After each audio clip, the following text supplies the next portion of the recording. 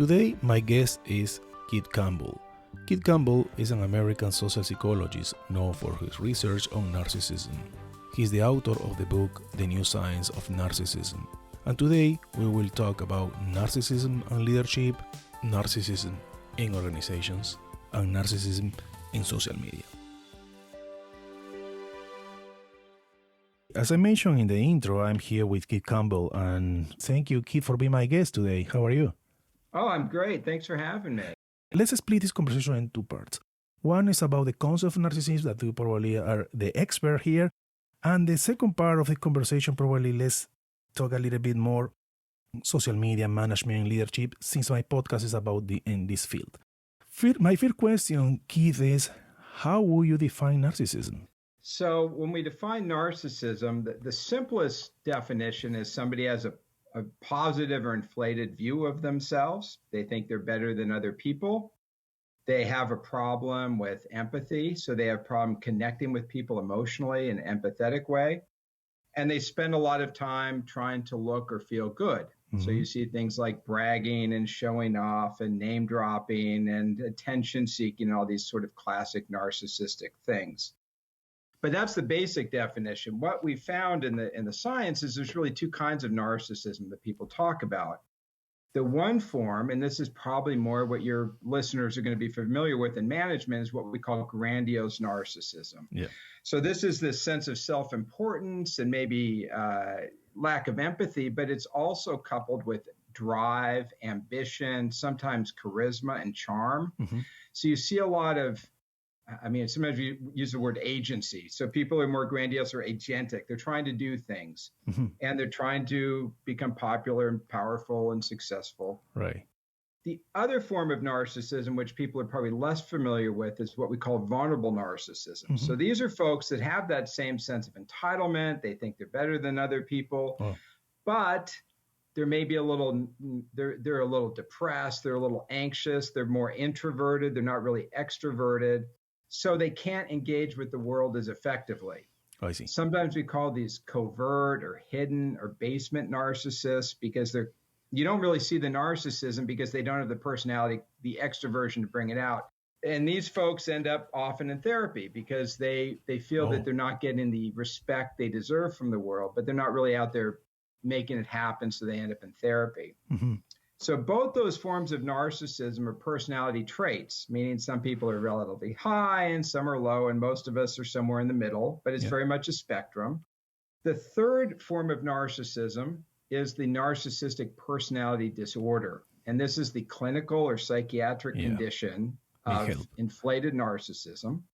And what that is, narcissistic personality is very high narcissism, but also it has to lead to impairment, to be a disorder. So your narcissism has to be so extreme that it's interfering with your work, it's interfering with your relationships, and it's so bad that you go to a psychiatrist, diagnoses you and says, hey, let's treat you for this. Wow. So that's a different thing. But when people use the word narcissism, they're always mixing those up. I see.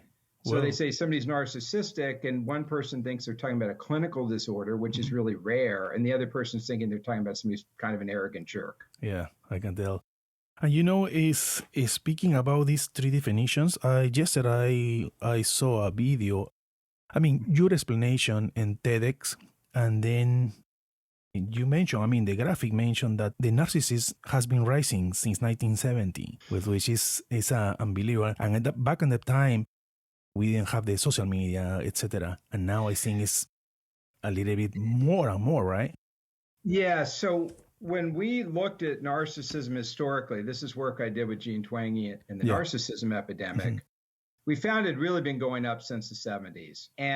But what it looks like now is it looks like it really hit a peak with the grandiose narcissism really peaked at about 2008, 9, 10, somewhere after the Great Recession. And after that point, I'm not sure if it stayed constant. Mm-hmm. You see narcissism everywhere. But what I see now, like looking at students and things, is a lot of anxiety, a lot of depression.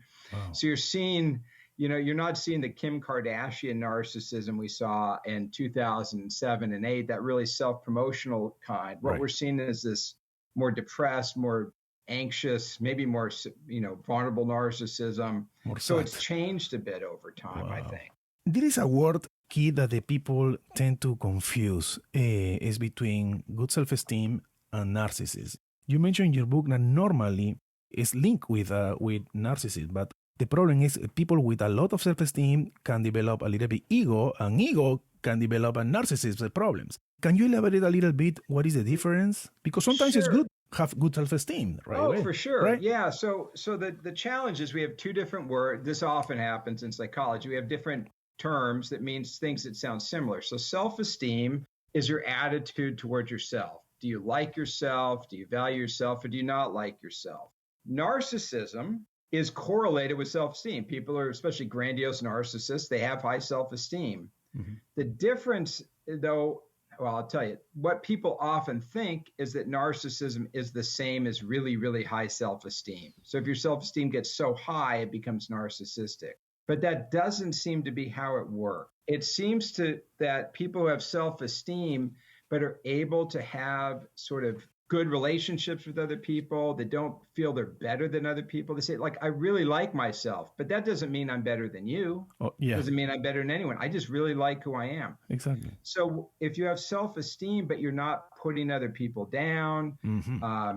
if you like yourself, but it's not about being dominant or superior or having a sense of entitlement, it's self-esteem. When you start getting things like that sense of entitlement, putting other people down, having to dominate people, then it bleeds into narcissism. Oh, I see. So the big difference, one of the big pieces is this interpersonal piece. Self-esteem, you like people, you get along with people, you like yourself, everything's good. That seems pretty healthy. Narcissism has more to do with you're good, other people not so much. Let's see how we can exploit people, dominate people, take advantage of people. That can be a problem.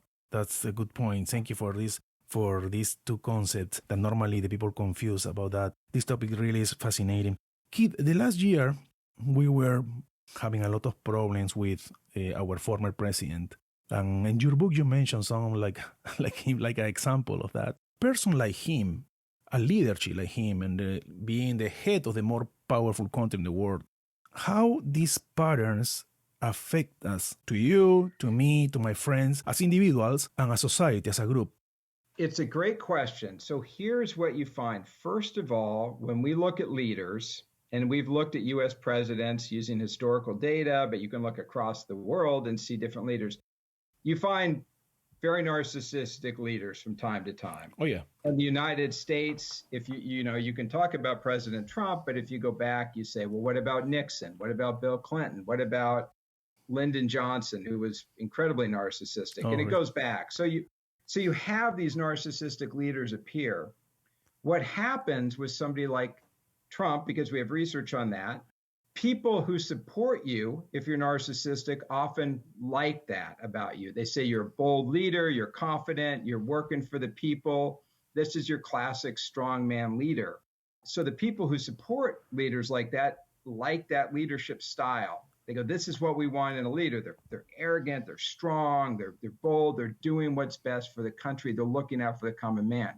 People on the other side think, oh my gosh, we have a leader who is self-absorbed, who doesn't care about anybody himself, who's impulsive and disastrous, and it's terrifying. So the experience really depends on what side you are. When you have a very powerful, and you go across the world, and Bolsonaro right. In Brazil is one, and Turkey, the Philippines, Putin, of course. You've got these strong man leaders in a lot of places, and they often will split their countries where they have really strong support and really strong. They're polarizing figures, as put it. I see. So that's where they lead to some of the drama. Where if you have somebody who's not really a personality as a leader, they're not as polarizing. There's no one really knows how to like them, hate them. They don't really do much. Speaking about our former president, he used the social media for everything, right? Let's talk a little bit about social media and narcissism. Sure. My question is, I am in the marketing field. I work with some brands. I know some brands. My question is, why some brands still are hiring influencers that only speak about themselves? And let me tell you, they are enormous and very important brand that spend a lot of money, I don't know, spend or waste a lot of money in these influencers, that their content is really, really bad content, in my opinion. But why in your opinion, brands or managers still are betting for these people?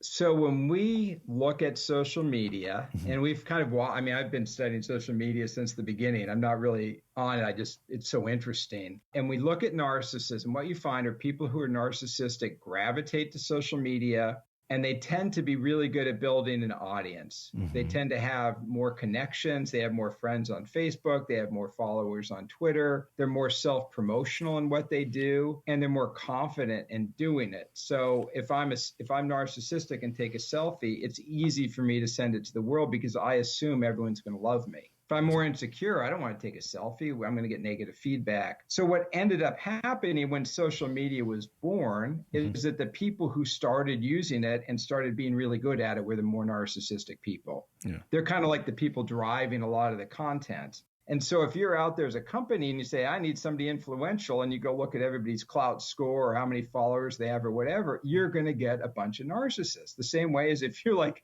I want to find a great partner, and you go to a bar at midnight. Right. You're just selecting from a big group of narcissistic individuals. Not everybody, of course, by any means. I want to be clear about that. But it's just when you're selecting for those people who are really dialed into social media, you're going to get a lot of ego. Right. Yeah, which is sometimes I try to find the right answer when I saw some posts. I mean, I don't follow, but some people send me, what do you think? I say, oh my gosh, I want to put any penny on them, but it is what it is. I think so. Well, and the other thing you have to remember with narcissism is they might not be likable, but they're entertaining. They're impeaching Trump, who is a private citizen, and I assume it's because it's sort of entertaining. I mean, I don't know why else. I mean, who knows? I'm not a politician. I've never heard of a second impeachment, but it's entertaining. The media fed off Trump because he was entertaining. And so with these narcissistic celebrity types, they're just much more fun to watch than people who are solid, Right. Mike Pence, same party, very even-keeled, very conscientious, serious, not entertaining. Exactly. Boring. Yeah. But he seems to me like he would be a responsible leader. This is a good point. Yeah. No, I agree. Anyway, I'm just saying his personality type seems like a steady hand on the wheel. Right. He seems steady. Yeah. Trump does not seem steady. Trump seems like an entertainer. Well, it's a good point. Good point. Speaking about leadership, and let's focus on corporate. And what do you think about the leaderships and narcissism in corporates and organizations? When we look at corporations and leadership, you see the same pattern. You see narcissists rise to leadership in companies. They emerge as leaders in unfamiliar groups. There's a study just out of Italy at Bonacci University where they looked at family business, and narcissistic leaders rose more quickly. So what you will find in leadership is that there's a pull for narcissism. They just move up the leadership ladder faster. The challenge when you start looking at corporate behavior, you see some problems with narcissism. One thing we see is a lot of risk-taking, and especially these big public risks. So in studies of tech companies, the narcissistic leaders are like, hey, I'm going to go purchase this company and make a big deal out of it and get a bunch of newspaper headlines because it's a way of drawing attention to themselves. Sometimes that works. Sometimes it doesn't. So overall, the performance of narcissistic leaders is just much rockier. There's just, their stocks have higher volatility. Their performance is rockier because they're doing these kind of big public things. So it can be a problem in that way. Another real problem you see with narcissistic leaders is poor ethics. Yeah. White collar crime. Exactly. This is the point. All those disastrous behaviors you see are kind of to go with narcissism. And some of them, as you mentioned, some narcissistic leaders may have or take risk of unethical decisions for the company and all obviously for the team, etc. Absolutely. And what makes it interesting really in the literature is the time it's narcissistic leaders sometimes work the best is when it's their own company. So when the company's identified with the leader, it's like the Keith company. I'm going to really want to do a good job because it reflects on me. But if it's another industry, another company, I can exploit it, get all the resources I can, and then move to another company. So what you'll see is you get these narcissistic leaders. They'll put in a big change in a company there, recenter or decenter, whatever the strategy is. Right. They'll make the money look good for 2 years, cut all the muscle, screw the company culture up, and then in 3 years they're gone doing it for another company. And they just leave. It's like a hurricane. So that's one of the big problems with these narcissistic leaders. The only time you want to hire a really narcissistic leader is it's your last choice. Things are going really poorly. It's a bit of a Hail Mary play, and you get some big change agent in there. Oh, I see. A turnaround guy. That's interesting. Keith, in your book, you mentioned that in leadership, the dominance versus prestige. And there is 2 examples. One is a General Patton, and another is a General Bradley. The first time that I hear about General Bradley was because I read your book. I know, of course, General Patton. My point is why General Bradley, he chose the path for prestige. However, Patton was so cocky, was more himself. And we have books, we have commentary, we have movies about himself, but not about General Bradley. What is this phenomenon? It's something I don't get it. It's narcissism. So I tell you, the story, I think I put it in the book, but when I had a colleague who fought with Patton, who was a tank commander in World War II, Sid Rosen, and he's passed away. But when I came and started working, I went and talked to him. I said, oh my goodness, how great was it fighting for Patton? Because I'd seen all the movies too. And he said, it was awful. He said, Patton was the worst leader ever. We were fighting the Germans. Their tanks were much better than ours. We put sandbags all over our tank, up-armored them. And Patton said, take that stuff down. It makes you look weak. So he was willing to have us die to look good. And he said no one liked him. And but Bradley, he said, Bradley seemed to give a rat's butt about the troops and seemed to care more about the troops. At least acted that way, and he supported the troops. So the troops liked him.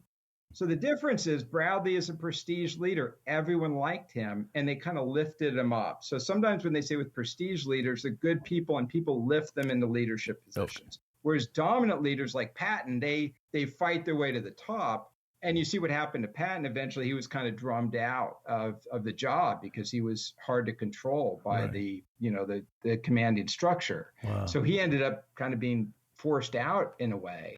Do you think that we have more General Bradleys in corporate, or we have more General Pattons in corporate? Really good. That's a really good question. My guess is I think you get, the Pattons get weeded out pretty quickly, but in corporations, it depends on the industry, I think. Oh, I see. Okay, good point. If you can get good measurement on how well people do and really, and, have stable businesses, people like Bradley will do well. Oh, I see. Because things are stable, people know what you're doing. But if it's kind of a hot market, things are changing quickly, and you have somebody who's really narcissistic and can put on a good show, kind of put the energy out there, convince people what's going on, that's where you start seeing those leaders. In entertainment and, those kind of, where there's no real substance there, narcissism does better. Okay, that's good point. They're hucksters. Being a huckster, basically. Yeah, it's true. Keith, we are almost done with this interesting conversation. Anything that you would like to add?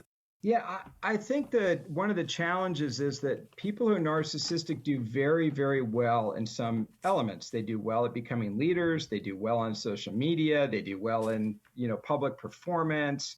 And what I say to people is, instead of saying, I hate that person because they do so well at those things and they're a jerk, I say, learn some of those narcissistic techniques. Learn how to be confident. Learn how to talk to people. Learn how to want to be a leader. Right. But don't become a jerk. Yeah, exactly. So I think there's a narcissism. It seems so negative because we've had these bad experiences with people, but it's really a trade-off. And there's things to learn in the corporate world that these people do. And I've had students where, they're kind of apologetic about what they're doing. I'm like, if you're going to go talk to a crowd, you gotta kind of own the stage. Exactly. So there's some lessons there to be learned.